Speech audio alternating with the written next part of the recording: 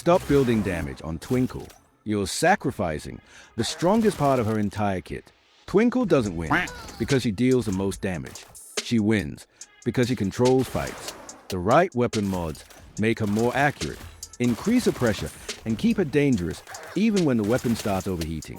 Today, I'll show you the best weapon mods for Twinkle, which ones are worth investing in, which ones to completely avoid, and the build I personally recommend.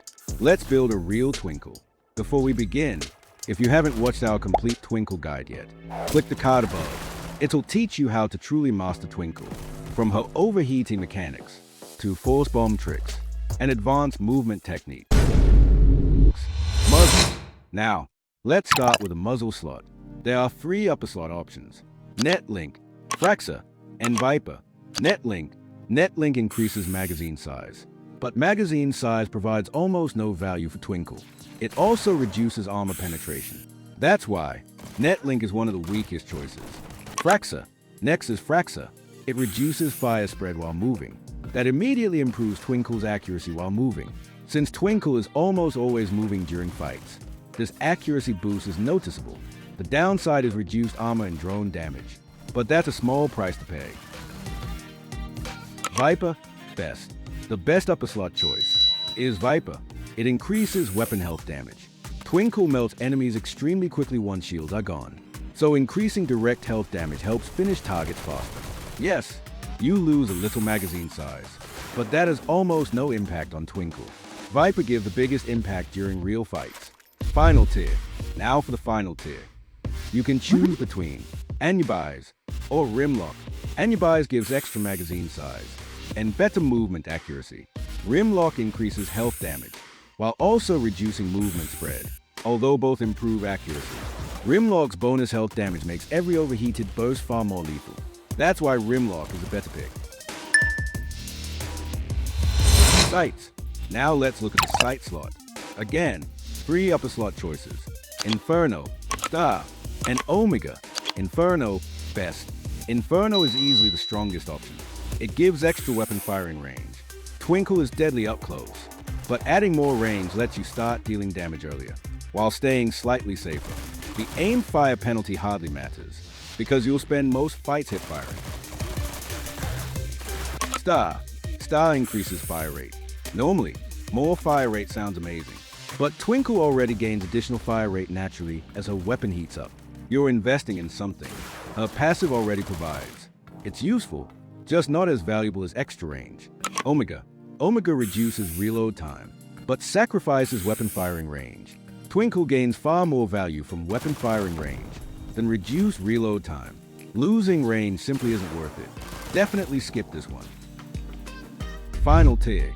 For the final tier, choose between Harbor or Mornex. Harbor increases fire rate and gives even more weapon firing range. Mornex offers fire rate, but reduces weapon firing range. Range is incredibly valuable on Twinkle, so Harbor wins easily. Springs. Next, the Spring slot. Your upper choices are Slavek, Spyron, and Hookwell. Spyron, best. Spyron is a clear winner. It provides weapon firing range, giving Twinkle even more control before enemies reach you. The reload time penalty is almost irrelevant. Hookwell increases armor penetration, useful against tanks, but weapon firing range provides more consistent value. Slavek gives magazine size, while reducing armor penetration. Extra magazine size doesn't solve Twinkle's biggest weakness, making Slavek the weakest option here. Final tier. Now, for Vayne or Gravix. For Vayne gives weapon firing range, while also increasing magazine size. Gravix gives weapon armor penetration and weapon firing range.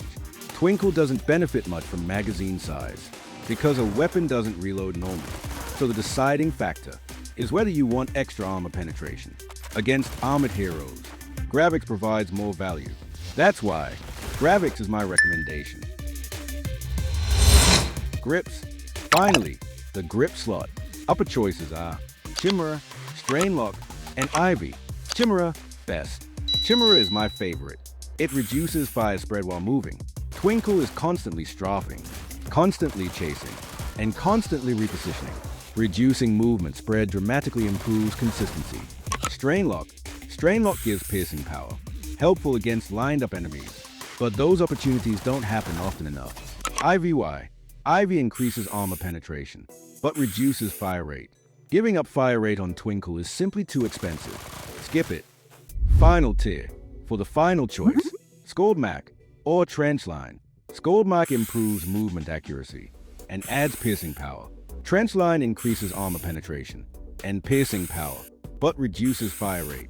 Again, accuracy fits Twinkle's aggressive playstyle much better. Scald Mac is a clear winner. Final build. So, if you're wondering what build I'd actually use, here it is.